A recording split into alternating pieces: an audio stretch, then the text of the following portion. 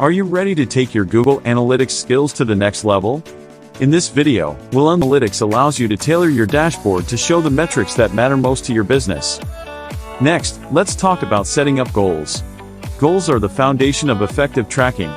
Whether you want to measure form submissions or sales conversions, setting up goals in Google Analytics will give you invaluable insights. Now, let's deep dive into segments.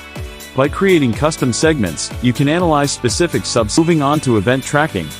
Events allow you to track user interactions, such as button. And finally, let's talk about attribution models. Attribution marketing strategies for maximum effectiveness. Congratulations!